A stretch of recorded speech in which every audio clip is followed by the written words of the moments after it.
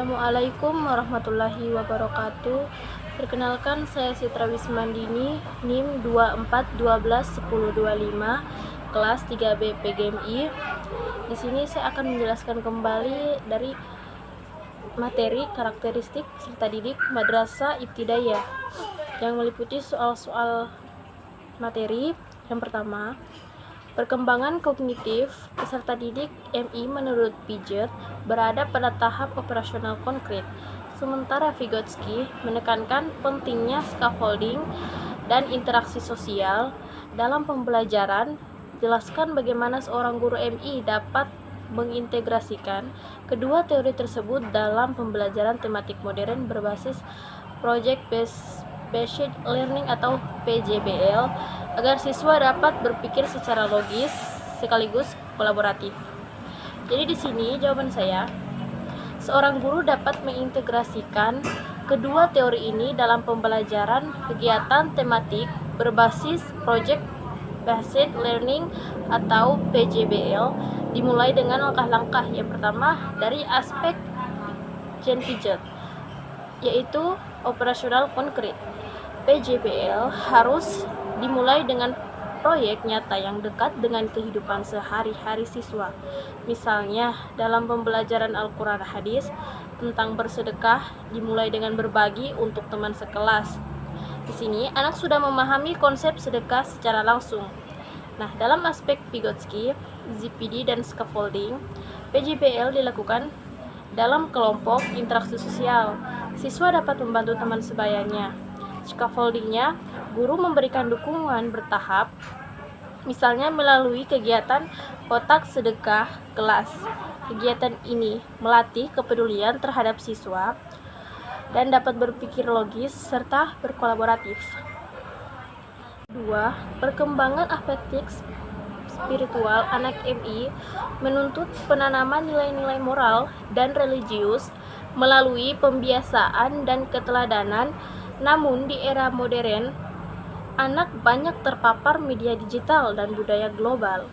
Analisis bagaimana guru MI dapat menanamkan nilai-nilai keagamaan dan karakter Islami serta efektif di tengah pengaruh digitalisasi dan budaya populer masa kini. Sertakan contoh kegiatan konkret yang dapat dilakukan di kelas maupun di lingkungan madrasah. Jadi di sini jawaban saya, guru dapat memanfaatkan media digital dengan mengintegrasikan nilai keagamaan melalui konten digital yang sudah terakurasi dan menarik, serta mendidik.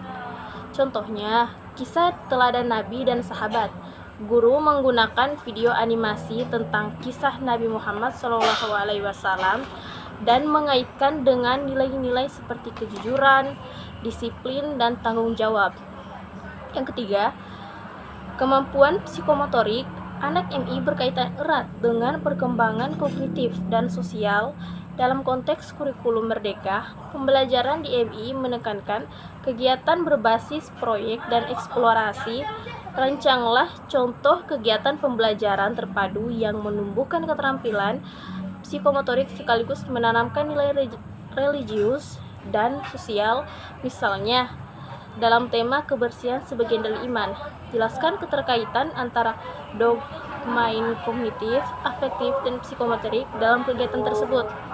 Nah, jawaban saya, jika temanya kebersihan sebagian dari iman, guru dapat mengajak siswa membuat kotak sampah kreatif dari kardus bekas dan poster mading. Kebersihan yang melatih motorik harus melalui kegiatan tersebut, baik motorik kasar atau halus.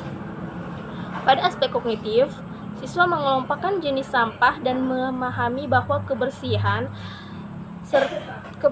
serta sumber penyakit akibat lingkungan kotor.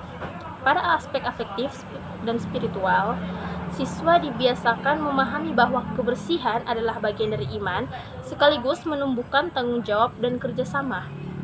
Pada aspek keterampilan psikomotorik yang dilakukan menjadi sarana pembelajaran melatih motorik halus melalui kegiatan menulis motorik kasar saat mengatur posisi kotak sampah untuk menguatkan pemahaman kognitif dan nilai religius.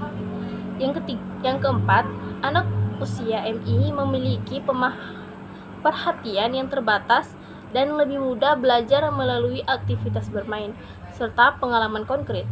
Jelaskan bagaimana guru MI dapat mengembangkan strategi pembelajaran berbasis gamifikasi atau penggunaan elemen permainan dalam pembelajaran yang tetap bernilai edukatif dan sesuai dengan prinsip pendidikan Islam.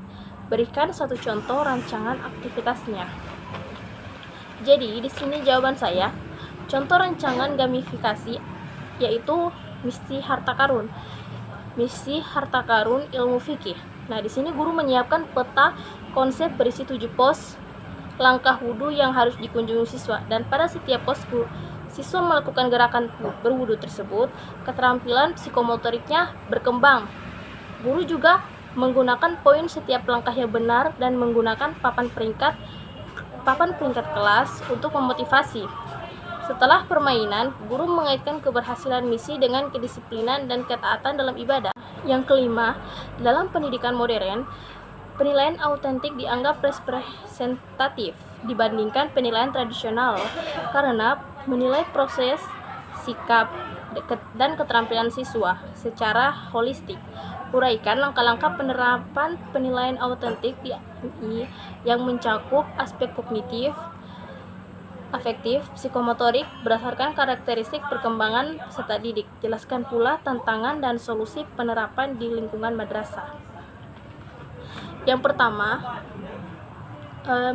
guru merumuskan capaian pembelajaran yang mengintegrasikan 3 domain, yaitu kognitif, afektif, dan psikomotorik. Contohnya, capaian pembelajaran adalah siswa mampu menyajikan laporan hasil observasi kebersihan lingkungan sekolah dan mengimplementasikan perilaku bersih. Nah, di sini pengembangan instrumen penilaiannya dalam aspek kognitif.